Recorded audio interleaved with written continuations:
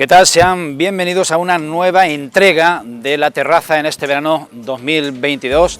En esta ocasión, no sé yo si decírselo o ya lo reconocen ustedes, porque estamos muy ambientados en una zona muy reconocible de la terraza de la antigua bodega Los Llanos, donde por cuarto año consecutivo venimos a hacer la tertulia veraniega de Televaldepeñas, y vamos a hablar de contenido de interés eminentemente empresarial. Mañana miércoles, para ustedes ayer miércoles, porque ven esta tertulia 2 días después de ser grabada, entran en vigor esas normas, ese Real Decreto sobre medidas de ahorro energético que nos tienen que hacer ahorrar en el conjunto de la economía nacional un 7% de nuestra factura o de nuestro consumo energético, de nuestro consumo de luz y por ende de gas. Tenemos en esta tertulia, que repetimos, es la única tertulia en la que de un año para otro repiten participantes, a mi derecha al presidente de la Confederación de Empresarios de Ciudad Real, FECIR de COE Cepime, Carlos Marín, que es a su vez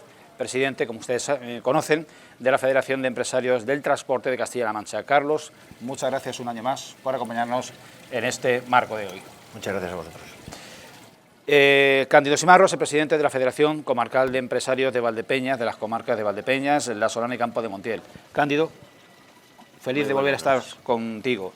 Y tenemos en tercer lugar al presidente de la Federación de Empresarios de Hostelería de Castilla-La Mancha y de la provincia de Ciudad Real, Pepe Crespo. ¿Qué tal? Buenas tardes, estupendamente. Bien, pues dicho lo cual, nos vamos a basar en un contenido de una nota de prensa que en la noche de ayer difundió la Federación Empresarial de Ciudad Real, FECIR, en orden a estas medidas que han suscitado una polémica enorme, tanto a pie de calle como a nivel de sector del empresariado, del tejido, de la pyme, de las más diversas actividades que nos podamos imaginar en todo el país y, por supuesto, como no, podía ser menos, polémica política. Hablamos de que FECIR califica de precipitadas, desacertadas y carentes de consenso estas medidas del Real Decreto del Gobierno central. Encuentra que ha habido una ocasión perdida de consensuar con las comunidades autónomas en esta reunión que tuvo lugar el lunes 8 de agosto. Con respecto al apagado de escaparates, hablan de inseguridad en los establecimientos que consideran más expuestos al vandalismo y al saqueo, y lo fían un poco todo al buen criterio del Gobierno autonómico de Castilla-La Mancha, al cual compete velar por el cumplimiento de ese Real Decreto. Tengo que empezar forzosamente por Carlos Marín para que nos desarrolle un poco el contenido y el sentir y el espíritu de esta nota difundida a través de los medios de comunicación en el día de hoy. Carlos.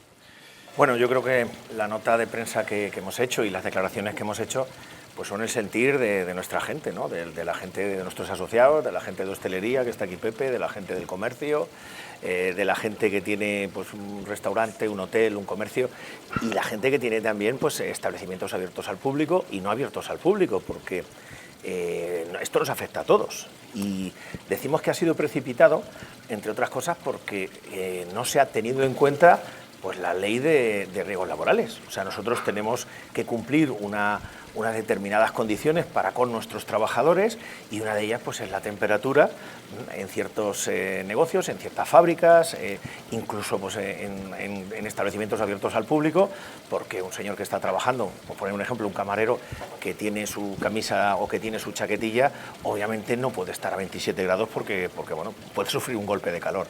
Decimos que es precipitado y que no se ha consensuado con los empresarios, porque no se ha consensuado con los empresarios, porque no se ha consensuado ni siquiera con los agentes sociales, ya no solo con los empresarios, porque esa ley de riesgos laborales la tenemos que cumplir y se vela por el cumplimiento tanto la parte empresarial como la parte sindical. Y bueno, tampoco se ha hecho ningún estudio serio en el que se diga cuál va a ser el ahorro de energía que se tiene que hacer, ¿no? Se está apelando a Europa, lo que está haciendo Europa, pues en Europa lo que se ha hecho ha sido obligar a los organismos públicos a que lo hagan así y recomendar a los entes privados, a las empresas, a los autónomos, a los negocios, a que lo hagan. Claro, es que ya lo estamos haciendo. Es que al precio que está la luz, tú no puedes tener el aire acondicionado puesto a tope todo el día, ni puedes gastar luz, y si puedes apagar el escaparate, cuando puedas lo apagarás. Si no lo apagas es porque, gracias a Dios, tienes trabajo y tus costes te lo pueden permitir, porque, bueno, tienes unos ingresos y lo tienes que permitir, o sea, y te lo pueden permitir. Pero, bueno, estamos hablando de que ya hay una media de un 5% de ahorro en las empresas, en el sector privado. Se dice que se tenía que llegar a un 7% y ya han dicho que al 5%. Bueno, pues ya lo hemos conseguido, ¿no? ¿Qué es lo que se pretende con esta ley? Lo que queremos, primero, es que se nos dé explicaciones de por qué se ha hecho sin contar con los empresarios y sin contar con las comunidades autónomas, porque es que al final son ellas las que tienen que regular. Cuando en Castilla-La Mancha tenemos que llegar a algún acuerdo de este tipo, el gobierno de Castilla-La Mancha siempre llama a los agentes sociales, a sindicatos y empresarios, y llegamos a un acuerdo a tres bandas. Eso podía aprender el gobierno central y hacer exactamente lo mismo. Aunque, bueno, es cierto que hoy hemos oído alguna declaración de algún consejero que no está en la línea de lo que ha hecho siempre el gobierno de Castilla-La Mancha, que es contar con los empresarios y con los autónomos. ¿Tenemos que cumplir la ley? Claro que tenemos que cumplir la ley, todos tenemos que cumplir la ley. En Castilla-La Mancha el gobierno cumple la ley, el gobierno de Castilla-La Mancha cumple la ley, los empresarios cumplen la ley, los autónomos cumplen la ley, los trabajadores cumplen la ley. A lo mejor hay que mirar a otras comunidades autónomas donde los gobiernos regionales de esas comunidades autónomas no cumplen con la ley a veces, ¿no? Hablamos de bilingüismo y hablamos del castellano en otras comunidades autónomas. Aquí sí lo hacemos. Cándido, uno de los asuntos clave es ya no el contenido del texto del decreto, sino el texto en sí, porque desde el empresariado estáis achacando que le falta concreción y que queda sujeto a la interpretación de la acción fiscalizadora o inspectora, lo cual puede generar inseguridad entre las personas que regentan establecimientos. El texto del Real Decreto es susceptible de... Estamos tratando de descifrarlo. ¿Tú has intentado leerlo, Julián? Porque va referido constantemente a artículos de otras leyes, de otros reales decretos, de otras disposiciones. Señores míos, ¿cuándo vamos a hacer un Real Decreto que el pueblo lo pueda leer y entender? ¿Cuándo vamos a hacer una ley que el pueblo la pueda leer y entender y no que tenga que tener 70 leyes alrededor o mirando con el ordenador 70 leyes? Lo que en derecho administrativo llaman el texto refundido. Bueno, es que es constitucionalmente un derecho del ciudadano tener un texto refundido. Pero yendo al fondo del asunto, o más que al fondo, digamos que quedándonos por encima y sin entrar en el fondo, a mí me gustaría que me dijeran si se ha hecho un análisis ligero, aunque sea, o un pequeño estudio, de cuáles eran las consecuencias de este Real Decreto, ¿no? Y además, lo peor que hay en estas cosas es la imposición, ¿no? Porque Carlos, que lo está diciendo muy claro el hombre, el diálogo, es que tenemos 17 comunidades autónomas porque tenemos 17 peculiaridades distintas en esta nación. Pero resulta de que para los grados y la temperatura son los mismos en todos lados. El comercio de la costa en estos meses, ¿qué va a hacer ese comercio? ¿Hemos pensado acaso en la repercusión económica que vamos a hacer en esos lugares o que va a tener negativa en cuanto a que el comercio apague la luz a las 10 de la noche? ¿Se ha pensado algo de esto? Oye, a mí me parece que tenemos... ¿qué quieres? Con el máximo de los respetos, pero me parece que tenemos ciertos gestores ocurrentes. No porque sean ingeniosos, y perdón, pero es que hacen las cosas según se le va ocurriendo, lo que se le ocurre hoy, lo que se le ocurre mañana. Pero esto no puede ser, un gestor, una autoridad no puede ser así, ¿de acuerdo? Así que yo confío, como te dije el otro día, Julián, confío enormemente en que el gobierno va a entrar en razón y antes o después consensuará el Real Decreto con las comunidades autónomas y con las demás fuerzas políticas, ¿no? No nos vaya a pasar lo del tabaco con nuestro presidente Zapatero. Te tomo la palabra y reiniciaremos luego el debate por la tertulia. Precisamente con ese parangón que haces, tú pones el retrovisor y miras la experiencia que hemos tenido y ves muchas similitudes con la situación actual. José Crespo, presidente de la Federación de Empresarios de Hostelería de Castilla-La Mancha y anfitrión hoy, hay que decirlo. Es el titular, el propietario y el gerente de la antigua bodega Los Llanos, uno de los locales de referencia, no solo en la comarca más próxima de Valdepeñas, sino en la provincia, en Castilla-La Mancha, y una de las fuentes de atracción que centran el foco de los visitantes en nuestra ciudad, lo cual hay que agradecer, y que ya cuenta con 10 años, 8 años, me pierdo un poquito. En noviembre cumplimos 8. Bien, no he andado muy errado en el tiro. Pepe, desde vuestro sector en concreto, se achaca también a este Real Decreto que hace tabla rasa y no distingue ni entre actividades ni entre territorios. Por lo que nos afecta en Castilla-La Mancha y en la hostelería que más se practica, ¿de qué adolece en cuanto a imponer el número de grados o la iluminación, que no sé, en vuestro caso creo que nos afecta? Bueno, en primer lugar te daré las gracias, ¿no?, por la presentación sobre la antigua bodega. Recordar simplemente que la propiedad es del ayuntamiento y yo solo hago un poco las veces de buen embajador y buen emisario de hacer la gerencia de este sitio, ¿no?, de lo cual estoy muy orgulloso. Bien, pues bueno, después de escuchar a Cándido y a Carlos, es que hay muchísimos problemas en este decreto ley, ¿no? En primer lugar, es que habla de cosas que son coherentes. En la hostelería tenemos siempre el máximo cuidado en ahorrar lo máximo, y más en este último año que llevamos, que nos están dando una tumba de palos económicos por los costes. A nadie se le escapa cerrar las puertas, a nadie se le escapa tener el aire acondicionado o la calefacción lo más inteligente posible para que, eso sí, conseguir el confort de los clientes, porque nosotros vendemos mucho confort. Y aquí hay incongruencias. Esta mañana he escuchado una noticia que me ha asustado, porque a ver quién arbitra esto. Las sanciones pueden ir de 60.000 euros a 100 millones de euros. ¿A por quién van? Nosotros ya desapareceríamos el colectivo completo. Si aplican una sanción, imaginemos al colectivo completo de Castilla-La Mancha de 100 millones de euros, es que tenemos que cerrar todos. ¿Y cuál es la consecuencia? ¿Y quién va a medir? ¿Cómo se va a medir? ¿Y por qué se insiste tanto en puertas automáticas?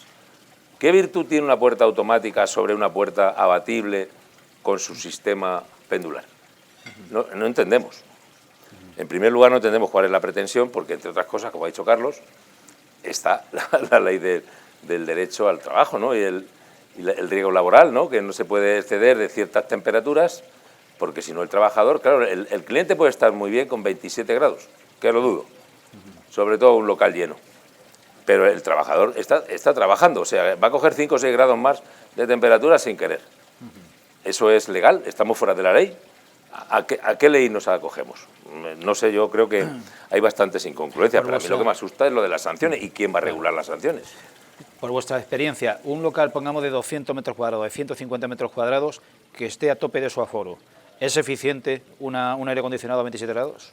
¿O a 25? No, hay una sensación de agobio, de ahogo, y desde luego a lo mejor va a haber en un momento, a lo mejor el termostato marca 25, pero en la sala realmente hay 29, porque luego habría que medir la sala por rincones, porque el reparto de aire, incluso la propia gente, puede ser un obstáculo. Es muy complicado. Yo creo que hay que apostar por una cosa coherente y, desde luego, hombre, si vamos a edificios públicos donde hay 5 o 6.000 metros o bien de monumento o bien de edificio de servicios, y en algunos te puedes quedar helado, pues a lo mejor eso sí que habría que mirarlo, y la norma está para la propia administración, porque yo sí he notado frío en algunas oficinas ministeriales. O demasiado calor. Os pido que abrimos barra libre de intervenciones, no hace falta que yo de turno ni que reparta el juego. Hablar a vuestro criterio. No, es lo que ha dicho Pepe, vamos a ir, lo que ha dicho Cándido. Si es que primero no se puede gobernar a golpe de Real Decreto ni a golpe de improvisación. Hay que hablar con los agentes, hay que hablar con las empresas, hay que hablar con los hosteleros, hay que hablar con los autónomos, hay que hablar con los negocios. Insisto, y no es lo mismo un restaurante en Bilbao o en Santander que en Sevilla o en Cádiz. O sea, en Sevilla 27 grados en un restaurante no entran, vamos, Ni Cristo bendito, no se puede, es imposible, pero es que cuando llegue el invierno será al revés. En Sevilla se estará estupendamente y en Bilbao o en Santander, pues a 19 grados no va a haber quien esté porque hace frío. Es imposible. Lo que pasa es que lo que hay que hacer es hablar con los afectados. Si tú quieres, se está diciendo mucho que las leyes hay que cumplirlas, estupendo, pero lo que no se puede es hacer una ley en contra de... No se puede hacer una ley en la que tú digas 60.000 euros, madre mía, 60.000 euros para un negocio, para una tienda, para un restaurante, para un negocio, 60.000 euros. Pero ¿cuál es el delito? Bueno, lo de los 100 millones no hay problema, por los 100 millones le das la llave, se la das al inspector que vaya directamente y se queda con el negocio y que se lo quede. Pero lo que... de tus hijos pero primero hay que hablar con la gente, primero hay que hablar con los afectados. Hablar con ellos, negociar, llegar a un acuerdo, mirar el tema de los riesgos laborales. Oye, que si yo incumplo la ley de riesgos laborales, el problema es mío, que si un trabajador mío... Carlos, un legislador que hace o que forma parte del texto de un Real Decreto, que no recuerda o que no sabe o que no se ha mirado que hay una ley de riesgos laborales, que es la que tú mencionas, que habla de 25 grados, permíteme que te diga... Tenemos muchos de esos. Por eso hablamos de improvisación. Por eso hablamos de improvisación. O sea, se ha improvisado, había que sacarlo rápido, pero vamos a ver, imponlo en los organismos públicos, que yo me gustaría saber las sanciones que se le va a hacer a algún ministerio cuando se llegue allí y no esté el aire a la temperatura que tiene que estar, o los problemas que pueden tener los propios trabajadores. Encendida con las ventanas abiertas, como tú y yo hemos visto miles de veces. Como hemos visto alguna vez. O los problemas que pueden tener en un ministerio donde haya muchísima gente trabajando, y en verano pongan el aire a esa temperatura, 25 grados, y en invierno lo pongan a 19. Oye, vamos a tener unas bajas que va a ser por resfríos y por pulmonías. En fin, yo creo que las cosas hay que hacerlas con diálogo, hablando con la gente, consensuando con las comunidades autónomas, consensuando con los agentes sociales, mirando la ley de riesgos laborales, que tanto énfasis hemos puesto todos en que se cumpla, porque hay que cumplirla, porque es importantísimo para todos. Y oye, si estamos, como decía yo antes, os comentaba antes de entrar, si estamos diciendo que en la construcción hay que disminuir los tiempos de trabajo y exponer la gente al calor, y se ha hecho, y se está haciendo y se está cumpliendo, oye, no podemos ahora pensar que un camarero, que una persona, un dependiente en una tienda, pues esté a las 5 de la tarde, a las 6 de la tarde, a 27 grados y le dé un golpe de calor, que puede ocurrir. Claro, yo recuerdo que quizás sea uno de los mayores de esta mesa. Una campaña que se hizo en este país, era muy pequeño yo, muy pequeño. Por tanto, me parece que gobernaba Francisco Franco todavía, o estaría a punto de... Y yo recuerdo una campaña después de, claro, nos comíamos la televisión, solo había una televisión cada 10 vecinos y solo había una cadena, porque la segunda era en Granillos, ¿no? Sí. Pero yo recuerdo una campaña que decía, aunque usted pueda pagarlo, España no puede. Vale. Esto sí que es una cosa digamos, de sentido común. Es decir, que nos alienten a, oye, si entras en una habitación, tienes que encender la luz para servirte de algo que vas a hacer, acuérdate de que cuando sales hay que apagarla. O si es posible, que esto ya lo he escuchado, estas sensores de detección de presencia, ¿no? Este tipo de cosas que se pueden ir avanzando, de hecho creo que estamos avanzando todos, en función también de cómo te va un poco, de cómo te va la cartera, por la luz de LED, esto es un ejemplo, cómo iluminamos este patio. Aquí no era fácil porque había que hacerlo nuevo y ya estaba el LED, ¿no? Es que es algo que si nos insisten o nos recuerdan, incluso si nos ayudan un poco, conseguiremos ese ahorro energético que se busca. Pero no sé, a golpe de susceptibles cosas que no están definidas, que no vas a saber nunca si mereces o pecas. No sé, mañana arrancamos, yo espero que la inspección todavía no esté formada, y eso es otro problema. En Valencia han dicho que los inspectores van a ser los mismos que hay para trabajo. Sí, bueno. Hoy se ha dicho. ¿Qué van a sancionar? No van a... por la ley de riesgos laborales, por esta nueva decreto, ¿cómo van a sancionar? Hay que verlo, claro. En los 2 años de COVID, Cándido, discúlpame, hemos sufrido inspecciones y como iba tan rápido los reales decretos, ha llegado algún inspector reclamando un real decreto de hacía 2 semanas y ya había cambiado. Y si uno estaba informado Hasta has podido decir, oiga, es que hoy es así. Yo quiero contar una anécdota respecto de este Real Decreto, que no sé si la habréis, pero el que se lo ha mirado, a mí me faltan como 500 veces de mirarlo, para poderlo entender. Pero cuando lees el título, bueno, comienza con el transporte, Carlos, continúa con las becas de estudio y termina con el ahorro de energía. Pero cuando llegas a la página, me parece que es la 452, 111.452, si no me falla la memoria. Sí, es que no, es el boletín. Se continúan no, son 80 y tantas, pero de justificación tiene 37. No sé si son 32 o 37, de motivación, que hay que echarle gaseosa. Fundamentos de derecho. No, motivación, es decir, que ¿por qué lo hago? Sí, sí, sí. Y ya te lo lees, a eso sí que se entiende, te lo lees y puede ser que no termines de leértelo. Bueno, el problema es que antes de esto hubo otra ocurrencia y fue sacar la ley del autónomo sin que se enterase mucha gente, el Real Decreto Ley 13/2022. Pero aprovechando que sale el 14/2022, que es el que comentamos, pues oye, ya que el Pisuerga pasa por Valladolid y sin ponerlo en el título, incluimos una modificación del 13/2022, por favor mirarlo, porque está dentro y nadie lo ha anunciado, nadie dice nada, y está dentro, os lo muestro cuando queráis. Así que así se hace la ley, así se gestiona, bueno, ¿qué le vamos a hacer?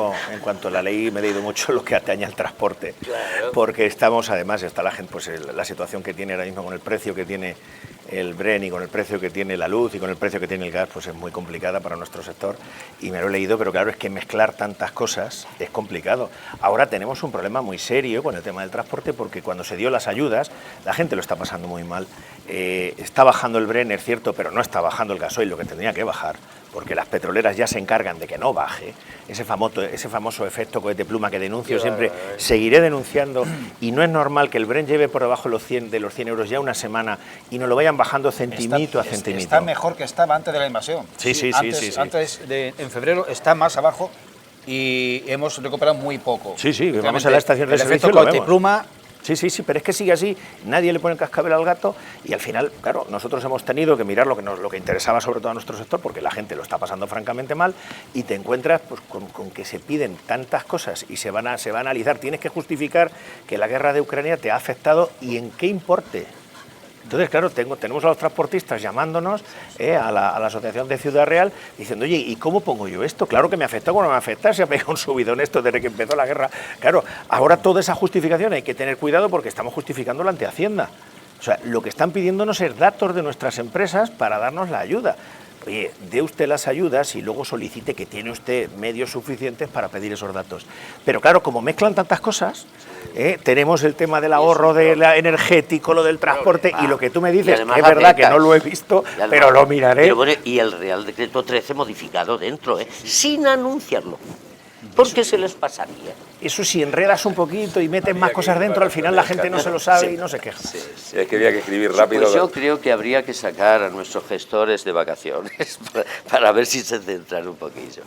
Hay una cuestión, por retomar un poco la postura o el apelar un poco a qué hará el gobierno autonómico con respecto a lo que nos compete Castilla-La Mancha, y hay que decir que en el día de hoy, anteayer para ustedes, pues el vicepresidente de la Junta de Comunidades de Castilla-La Mancha, José Luis Martínez Guijarro, hacía manifestaciones en el sentido de que justificaba la necesidad de este Real Decreto y recordaba que su cumplimiento es obligatorio. En el orden político habla de una polémica estéril propagada y generada desde la oposición, desde el Partido Popular en concreto, y apela a la solidaridad de España, recordando que el compromiso es de Europa a la que pertenecemos, no solo, puntualiza, para recibir los fondos de recuperación. Creo que estaba pensando en clave empresarial cuando hace este tipo de declaraciones. Eres conocedor del gabinete de García Paje. ¿Cómo interpretas este posicionamiento? A ver, yo tengo una relación muy buena con la mayor parte de los consejeros, también con el vicepresidente. Me considero amigo del presidente, de Emiliano García Paje, y bueno, es su opinión, ¿no? Pero los hechos son los que son y es lo que ha ocurrido. Y los hechos también son que en Castilla-La Mancha siempre, antes de tomar una decisión como esta, que atañe a las empresas de Castilla-La Mancha, siempre se ha convocado a empresarios y autónomos y a sindicatos para hablarlo y consensuarlo. O sea, aquí tenemos una paz social que no hay en otros sitios porque se trabaja a tres bandas y se lo ha trabajado el gobierno regional. La ley hay que cumplirla, por supuesto, pero lo que nosotros pedimos y lo que yo le pido al gobierno de Castilla-La Mancha, y con toda la confianza que tengo con muchos de los consejeros, es que no se hagan inspecciones. Primero, que no ocurra como la ley del tabaco, que ha comentado antes Cándido, que hizo gente muchísimas inversiones y al final se quedó en nada y se quedaron allí las inversiones, y luego que no se criminalice a empresarios y a los negocios cuando, primero, se ha improvisado de esta manera por parte del Gobierno central y del Real Decreto, porque es una improvisación pura y dura, y segundo, ya que esa fiscalización va a cargo de las comunidades, pues hombre, que sean comprensivos con la situación que tienen muchos de los negocios de Castilla-La Mancha, que yo sé que lo son, que yo sé que se nos escucha y que se negocia, como insisto, a tres bandas. Lo de entrar en política, yo no me gusta entrar en política y de hecho a mí me gusta mucho cuando el Gobierno de Castilla-La Mancha defiende los intereses de Castilla-La Mancha y de las empresas de Castilla-La Mancha a pesar del Gobierno central. Entonces, yo le pido que siga siendo el Gobierno de Castilla-La Mancha y de los empresarios autónomos de esta región y que nos defienda a capa y espada ante cualquier ideología política. Me da igual que los que manden en Madrid sean del PP o sean del PSOE. ¿Alguna cuestión? Sí, bueno, yo respaldo lo que dice Carlos. Yo apelo también a la confianza de nuestro gobierno regional. Yo espero que, porque como además la interpretación de este decreto es un poco arbitraria momentáneamente, espero que nos vayan, digamos, curtiendo un poco en el trabajo de qué conceptos van a ser claros, que hay que, lógicamente, seguir y obedecer, y donde no, y al menos que haya aviso e información, porque si el objetivo es la sanción, pues cuanto más atención te pille, más te sanciono, ¿no? Si soy guardia de tráfico, me pongo en una curva donde hay árboles, nadie me ha visto, pero si quiero de verdad que regules tu velocidad y te explico que voy a estar con el radar y que cuidado porque aquí no se puede circular a más de, esto se agradecería. Entonces yo pediría desde aquí, desde estos micrófonos y estas cámaras, pues eso, a que nuestro gobierno regional, que coincido bastante con Carlos en que yo creo que estamos en un buen clima, con los empresarios y con los sindicatos y un poco hay mucha paz social, pues que continúe esta paz social y que nos ayuden a conseguir que la ley se cumpla, pero sin tanto gravamen y sin tanto miedo.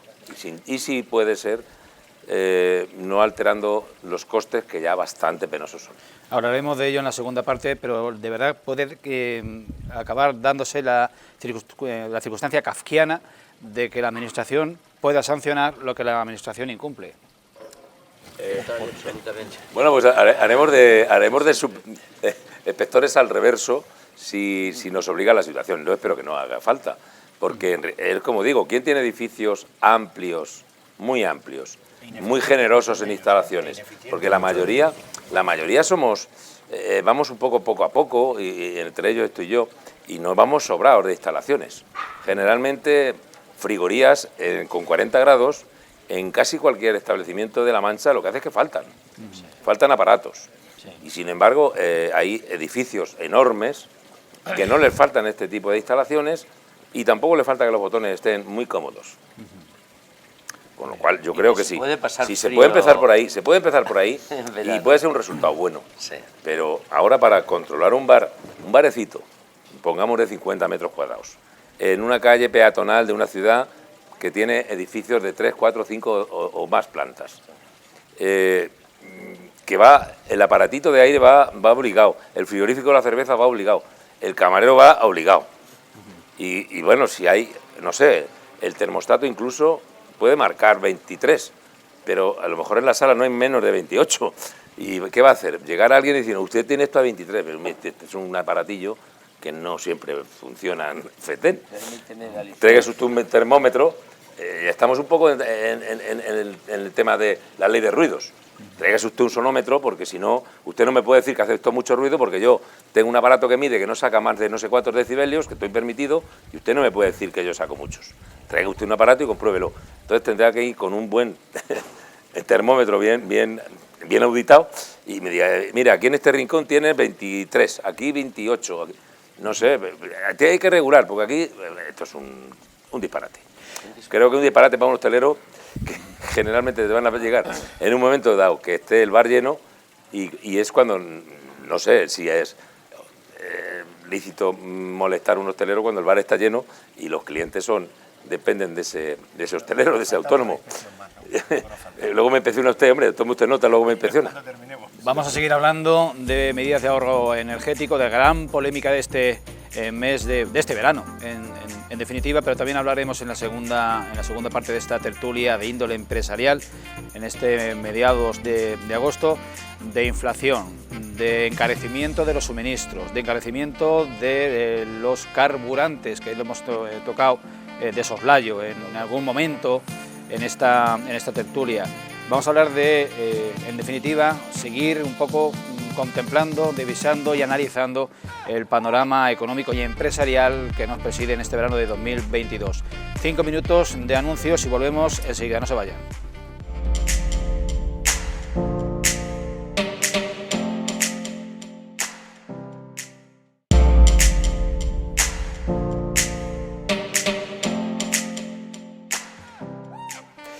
Bien, reanudamos la terraza, la tertulia de actualidad de Tele-Valdepeñas con la salvedad hecha de que tenemos una amenaza seria de tormenta de verano, pero tormenta de verano de verdad, no de la de los políticos, de mucho ruido y pocas nueces. Aquí el cielo está negro tirando para oscuro. Entonces, si ven que hacemos mutis y que huimos, pues ya saben ustedes por qué es. Ya nos pasó el año pasado en la tertulia del penalti. Al final no nos fuimos, pero en esta ocasión puede que sí nos sorprenda. Tenemos que volver a decir que estamos en la antigua bodega Los Llanos por 4º año consecutivo haciendo esta tertulia de actualidad empresarial, y estamos ocupándonos de ese Real Decreto que entra en vigor esta semana para apelar al ahorro energético en las pymes de todo tipo de negocios, en la iluminación de escaparates, en la iluminación de edificios públicos, de monumentos, etcétera. Había una frase, creo que es de la ministra de Transición Ecológica, Teresa Rivera, en el sentido de que se trata, lo decía por minimizar un poco el efecto, de pasar un poco de calor en verano para no pasar frío en invierno. ¿Quién reanuda?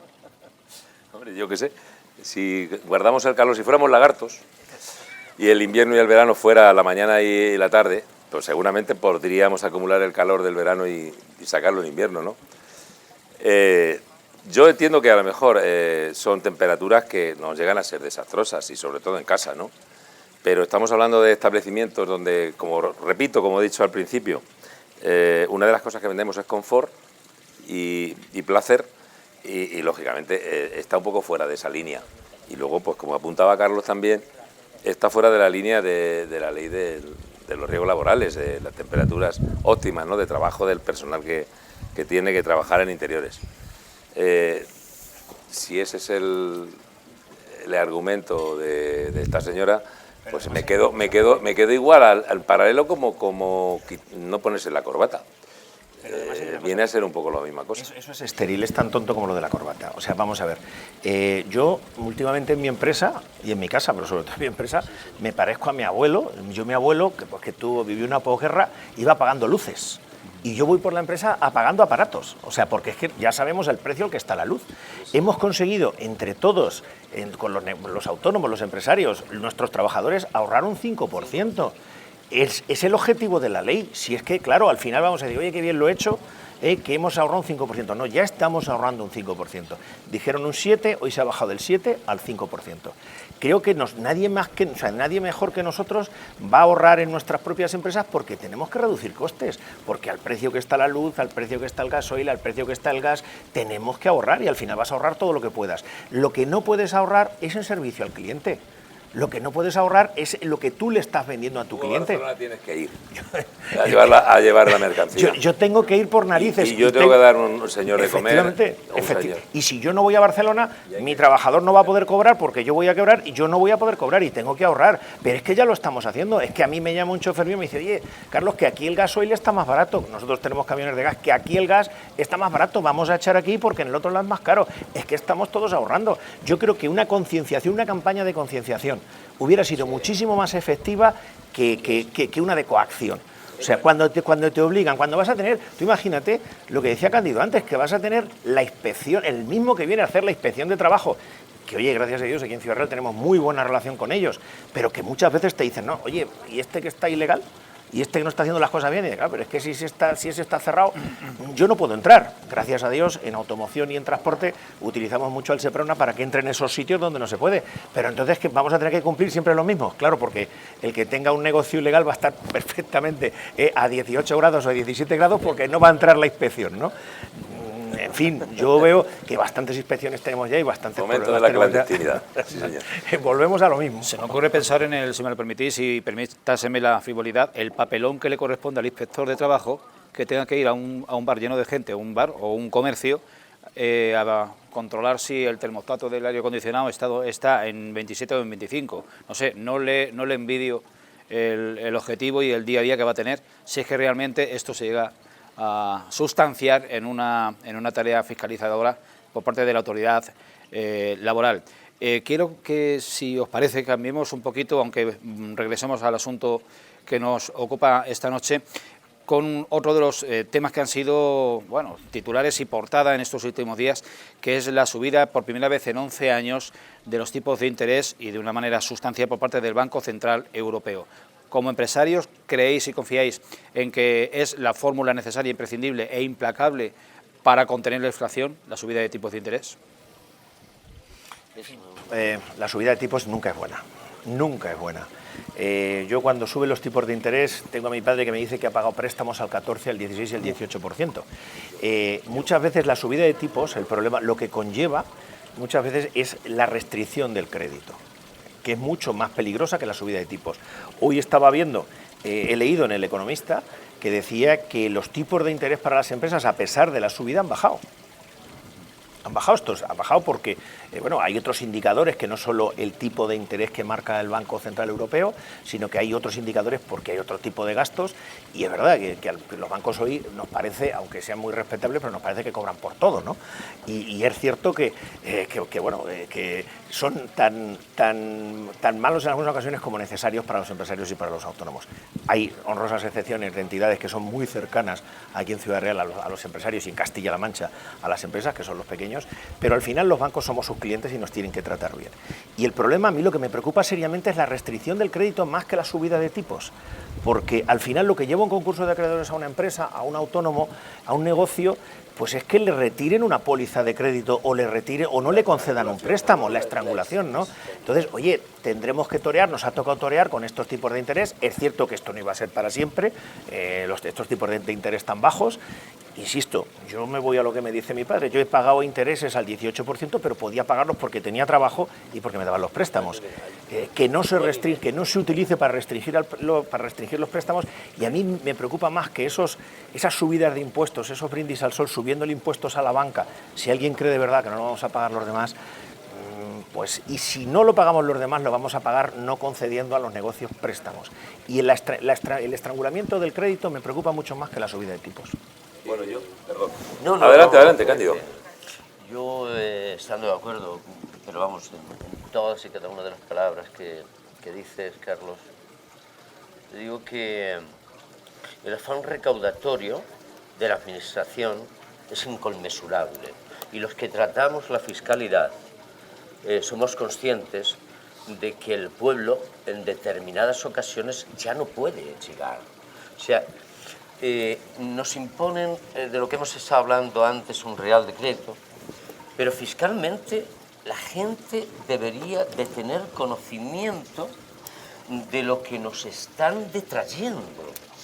Señores, si alguien se equivoca al hacer la declaración de la adjudicación de herencia y en la notaría, un asesor, como soy yo, quien sea, se equivoca y les dicen, no le pongas mucho, pues te encuentras que una persona que va a vender su casa en 100.000 euros, pues tiene 10.500 de plusvalía y tiene 15.000 de o sea, incremento de disminución patrimonial, tiene unos gastos de notaría, unos gastos...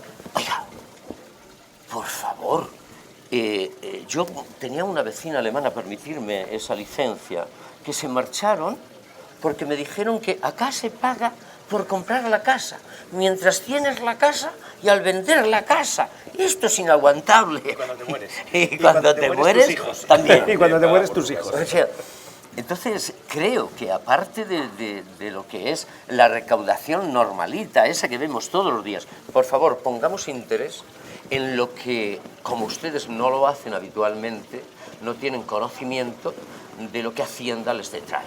Pongamos interés en ello porque es terrible, terrible.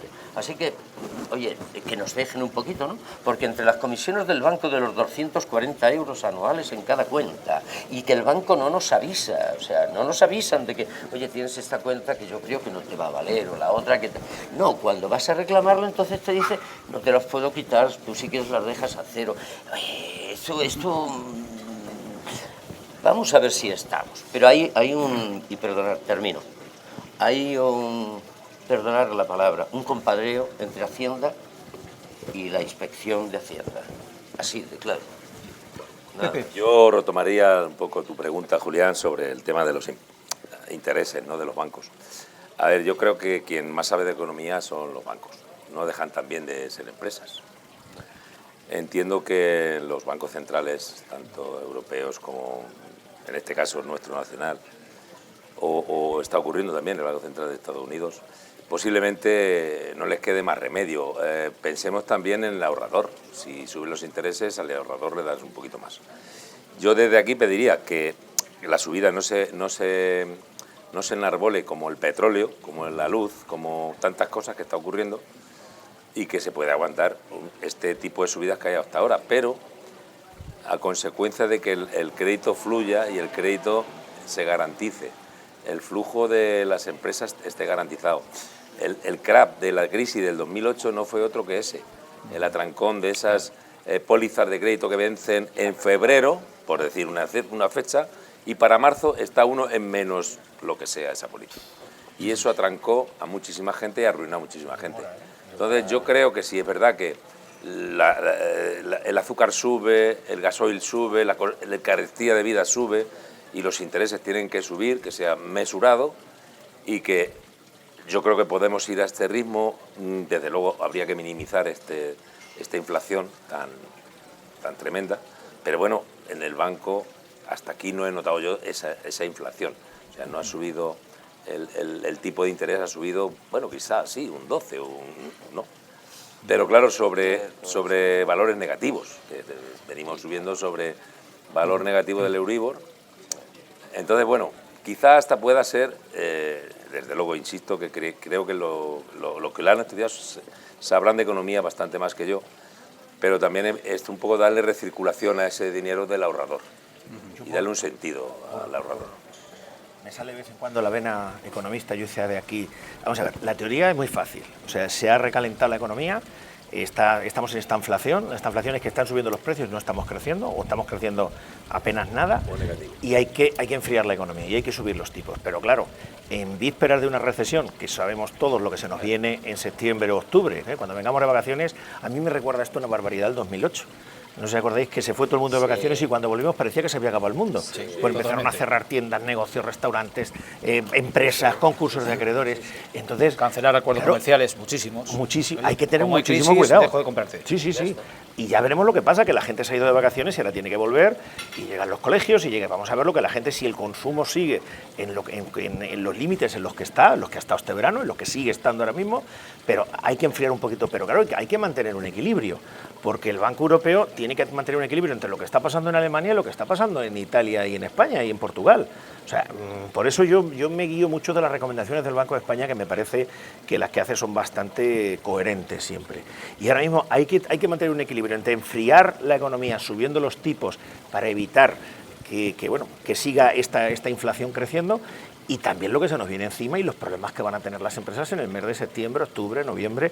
O sea, hay que garantizar que fluya el crédito hay que subir un poquito los tipos para que se enfríe un poquito y para que no siga creciendo la inflación, porque la inflación es, siempre dicen que es el impuesto a las clases medias y pobres, pero también es cierto que estén subiendo los precios como está subiendo ahora mismo no es culpa de que estén subiendo de forma automática, es culpa de que están subiendo las materias primas, de que está subiendo el gasoil, de que está subiendo el gas, de que está subiendo la luz. O sea, estamos hablando de subidas puntuales en el momento en el que termine la guerra, Dios quiera que termine pronto. Se tiene que venir a su lugar. No recordemos, o sea, que no se nos olvide que antes de la guerra ya estaba subiendo la luz, que antes de la guerra estaba subiendo el gas y el gasoil, o sea que no le vamos a echar toda la culpa a la guerra, que cuando termine probablemente tengamos un respiro, pero las cosas hay que hacerlas bien y sobre todo incidir en que si los tipos hay que subirlos para enfriar la economía, no carguemos a la gente, como ha dicho Cándido, que no puedo estar más de acuerdo, de impuestos ni a las empresas ni a los autónomos, que el dinero que es de todos y que se lleva Hacienda para que se gaste está mejor en el bolsillo de la gente para que se lo gaste en lo que ella entienda que sea lo mejor. Sí, sobre todo cuando escuchas a determinados gestores decir que el dinero público no es de nadie, que hay que echarle gasosa, El dinero público es del pueblo. El dinero público es de todos. Claro. Si me permitís en estos minutos finales, porque ya están empezando a caer las primeras gotas y no sabemos si esto vaya a más. De modo telegráfico y antes de despedir el programa, señores, Carlos, Cándido, Pepe, estamos a las puertas de una nueva campaña de vendimia y el reparto de papeles no varía de un año a otro de ninguna de las maneras. Hay una previsión de cosecha claramente a la baja, por motivos absolutamente claros, que es la falta de agua desde el mes de abril, un estrés hídrico impresionante y un encadenamiento, una concatenación de olas de calor que ha mermado sobremanera la calidad de la uva. En secano, porque los regadíos también son secanos porque no hay agua para regar, la calidad, sin embargo, y el estado sanitario es bastante interesante. Con estas premisas, pues desde el sector productor se pide o se reivindica un alza en los precios de la cotización de la materia prima, pero ya se está filtrando a modo de globo sonda que los precios van a estar de partida por debajo de los del año pasado, habiendo un 30% menos como mínimo de cosecha. Una opinión, una valoración desde el punto de vista empresarial de este nuevo horizonte de vendimia que se presenta, sobre todo en nuestra zona de producción de Valdepeñas, donde absolutamente todo se embotella, pues nada halagüeño. Carlos, Pepe. Yo pediría, desde aquí pediría a los industriales del vino que tengan en cuenta la caída de la cosecha y que el agricultor ya lo está pasando mal, pero si este año vamos a comenzar con unos precios por debajo de los del año pasado, lo van a pasar mucho peor. Yo no sé hasta qué punto sí que los industriales pongan viña y no la tengan que comprar, o si se la van a seguir comprando los agricultores, pues a ver si es posible que les echen una mano. No pido otra cosa que sean sensatos y consecuentes con lo que hagan respecto de la compra de la uva en este año. La uva va a caer un 30 exagerado, Entonces, exagerado digo, más allá del 30, o sea, va a caer el 35, es posible que caiga hasta el 40, he escuchado, Y claro, el agricultor, como puedes comprender... Está por debajo de los costos de producción. Pues por supuestísimo. Sí, este año... Yo iría a exigir un poco más. Si depende de los industriales del vino, que sabemos que sí, si son inteligentes, que desde luego lo son, si no hay agricultores, ¿con qué se hace el vino? Claro, pues si no van a poner ellos la viña. Yo creo que es un año para darle valor a la uva en Castilla-La Mancha y luego el industrial, que muy inteligente en su sentido comercial, sabrá seguramente repercutir ese aumento de precio en las botellas que va a tener que vender, no sé, donde se le permita... Darle más valor. Yo me gustaría hacer una mención a una tabla que vi no hace tanto en cuanto al precio del litro del vino en los distintos países vitivinícolas de Europa. Estamos a la cola con un euro, creo 36 céntimos, lo digo un poco así de memoria fugaz, y no estoy seguro si el dato es cierto completamente, siendo que Francia, la primera, era más de 6 euros, 6,50. Estamos hablando del precio final del litro de vino producido. obviamente entre embotellados y graneles. No sé, habría que dar una vuelta. Si esto pasa en España entera, todos sabemos lo que pasa con el vino de otras regiones vitivinícolas que sí lo cobran y, bueno, lo merecen porque hay calidad, pero, bueno, aquí en Valdepeñas, miren ustedes qué calidad de vino hay. Es que dentro de eso, Castilla-La Mancha, somos... si España va a la cola de Europa en el precio del litro vino, en Castilla-La Mancha vamos a la cola de España y además en consumo, que esto sí que lo quiero yo demandar en este programa, si es posible. Ahora hablo como pequeño viticultor, que soy amateur, y es que el castellano manchego no bebe vino. O sea, la media nacional está en 18 litros per cápita, teniendo un Portugal con 50, un Italia con 38, más o menos. Hablo un poco, porque los datos también son estadísticos y cambian. Pero Castilla-La Mancha estamos un 13 litros per cápita por año. Contando con el turismo, que el turismo Toma, se le queda la Pero per cápita. Con lo cual, bueno, yo invitaría a que se tomen más vino. Sí que invito a los industriales del vino que paguen la uva dignamente para que el viticultor se pueda esforzar en conseguir mejor calidad y que lo defiendan en los mercados, porque creo que habrá mercado. Desde el 1,50, pongamos de media, que vendemos el litro en toda España, hasta los 6,50 que lo vende Francia, a ver qué tenemos que mejorar para, si no empatarles, intentar acortar distancias, ¿no? Pues será un trabajo de todos, claro. El viticultor también tendría que pensarse un poco lo de llenar solamente la cepa de uvas, de muchas. Si tú vas a hacer una vendimia en verde, que es lo que se hace, una poda en verde, vaya, se cortan los racimos que no merecen la pena y se dejan los más frondosos y bonitos, ¿no? Bueno, pero si vamos a hacer eso, tendrás que cobrarlo. Si vamos a volumen, como hemos ido siempre en esta región... ¿Qué fue antes, la gallina o el huevo? No, eso sí que no te lo voy a decir. Yo si me permitís, yo que hago esa media que dice Pepe, yo procuro subirla, entonces yo tengo que estar por encima de la media porque yo normalmente me gusta beber vino. Yo creo que los cuatro la superamos. Yo hago un llamamiento, que la gente beba vino como quiera. O sea, no nos vuelva, porque muchas veces los que nos gusta el vino somos un poquito sibaritas y a veces tenemos muchas tontas con el vino. Postureo entonces, con el vino. Efectivamente, entonces yo conozco mucha gente que le gusta el vino blanco con hielo, que se lo Que beba. sí, Otro sí, que le gusta con casera, que se lo beba, sí. pero que beban vino. Y si en vez de tomarse una cerveza, te tomas un tinto de verano porque te sienta mejor, que lo beban también. Que beban vino. Nosotros en FECIR tenemos la suerte de tener a Saja, a los agricultores, y tener también a la Asociación de Empresas Vitivinícolas con nosotros. Y yo creo que lo que se tiene que cumplir es la ley de la cadena alimentaria. O sea, esa ley se tiene que cumplir. Y al agricultor le tiene que llegar la retribución justa por el trabajo que hace. Y al agricultor hay que defenderlo porque estamos en una región donde vemos cómo pasa nuestra agua por un trasvase y se va a otra región. Que no es que tengamos que enfrentarnos a esa región, que a lo mejor lo que hay que hacer es un plan hidrológico. Pero yo miro por lo mío. Y yo miro porque veo como mi gente, mi suegro es agricultor, allí no lo ve pasar, pero la gente que está en el trasvase ve cómo pasa el agua y no puede regar.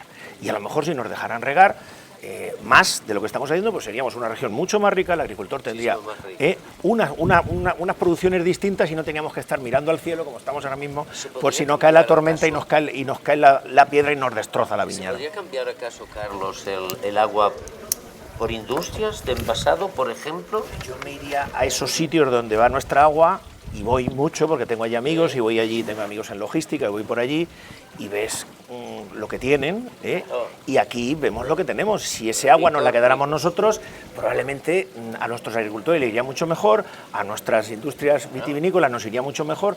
Yo insisto, tenemos que aprender a vender nuestro vino. Tenemos muy buen vino, se está haciendo muy buen vino por parte de los industriales. A los agricultores hay asociaciones como Asaja y las cooperativas que están mentalizándoles que ya no es todo producción. Eso de las vendimias en verde, tú le preguntas hace 10 años a alguien del campo lo que era una vendimia en verde, y yo, que me considero un tío de campo, yo no tenía ni idea de lo que era una vendimia en verde. Me lo enseñaron hace tiempo en la bodega El Vínculo en Campo Cristano, lo que era una vendimia en verde. Hace 10, no hace 20, ¿no? Pero es cierto que tenemos que cambiar producción por calidad, pero también hay que garantizar una remuneración digna para el agricultor, y tenemos que garantizar que nuestro vino se pueda vender, que dejemos de vender, que dejemos de ser el vino de pellejo, sí. Que tengamos, que los hay, que hay muy buenos vinos, que nuestros industriales están haciendo muy buenos vinos, y que se cumpla la ley de la cadena alimentaria y le llegue al agricultor una remuneración digna, que cuando al agricultor le va bien, cuando a la bodega le va bien y cuando el vino le va bien, nos va bien a todos, porque lo transportamos, porque lo llevamos y porque nos lo bebemos también, ¿eh? Y a los restauradores le va bien. Bueno, pues yo me gustaría añadir a lo que tú dices, que me sumo, y esto va dirigido no sé, ni siquiera a la tertulia, sino incluso a quien nos vaya a poder ver este programa y escuchar. Nos hace falta también esa autoestima que necesitamos del propio consumidor. No siempre los vinos de fuera son mejores, y aunque yo digamos que soporto una opinión en cuanto a que lo más caro no es lo mejor, pero lo mejor es más caro, pero no siempre nos llaman mucho la atención los vinos de fuera, y porque son de precio y porque son bien estudiados a nivel técnicamente del comercio, ¿no? No me sale la palabrita, hombre. Los han sabido vender a nivel... El marketing ha funcionado. Marketing, perdón, no me salía. Pero hay mucho, no sé, demasiado en los consumidores de Castilla-La Mancha, hablo, ¿vale? No voy a poner nombres a pueblos, y Valdepeñas es un buen ejemplo, desde luego, de lo contrario, pero hay mucho innovismo. Primero complejo, porque el vino de aquí, si hay tanto, no puede ser bueno, eso es mentira. Si hay mucho, puede haber mucho y muy bueno. Puede haber mucho por un lado y muy bueno por otro, porque hay determinadas explotaciones que se cuida mucho la calidad, y sigue habiendo, sigue, porque son muchas extensiones muy grandes, ¿no? Pero luego hay mucho esnovismo en ciertas, pero de los propios nuestros, y yo entiendo que, bueno, yo cuando viene alguien de fuera, siempre trato de que sea un vino de aquí, salvo que ya sea el típico marquista que trae siempre su marca por la cabeza, ¿no? Y lógicamente hay que tener vino para todos. Somos un país de vinos y con el vino. Pero yo voy a insistir un poco en esto. Excesivo esnovismo en muchos consumidores de Castilla-La Mancha, y a veces un poco de complejo de culpabilidad, o que seguimos pensando que, como dicen, por las uvas tantas no puede ser bueno. Pues bueno, es posible que haya razón para pensar en una viña concreta, pero conozco viñas, podría traer una foto ahora mismo de alguna que es ejemplar, y está ejemplar incluso este año, sabiendo que lo está pasando mal. Yo es que sufro cuando la veo en las cepas, y de ahí seguro que salen unos caldos extraordinarios. Por tanto, yo desde aquí querría animar, primero, a beber un poco más de vino, que los castellanos manchegos estamos durmiéndonos en esto, y que, a ver, seamos un poco más realistas con nuestras calidades y catemos vinos. Aquí tenemos un buen ejemplo de un vino. Sé que no se puede dar publicidad, pero adelante. Es un Valdepeñas. En este caso es un Corcovo joven. Esto es una maravilla. Y este vino compite con cualquiera de otros, y seguramente estamos a la mitad de precio que estos esnovismos. Y bueno, y si ya subimos a Italia o Francia, ahí nos podemos sorprender, ¿eh? Yo pienso que las catas, que últimamente se llevan tantísimo, como bien dice Pepe, el esnovismo o el postureo es lo que también se lleva mucho en las catas, ¿eh? Porque hay gente... Eso centrifuga a muchos potenciales consumidores a no consumir. Sí, el postureo. Sí, es verdad, el postureo. Espanta. Porque a eso yo creo que podemos echar una mano a los viticultores y a los industriales del vino. Los industriales del vino. Si una cata se ha de hablar con muchísima propiedad, conociendo muy bien lo que es un vino, que es dificilísimo, conociendo si un vino es redondo, no es redondo, si despunta en taninos, si despunta en... Bueno, es muy difícil, y no se puede ir a una cata a escuchar. A veces hay grandes profesionales, como yo conozco, pero hay otros que bueno, pues se dedican a hacer una cata vamos, yo es que me las sé de memoria.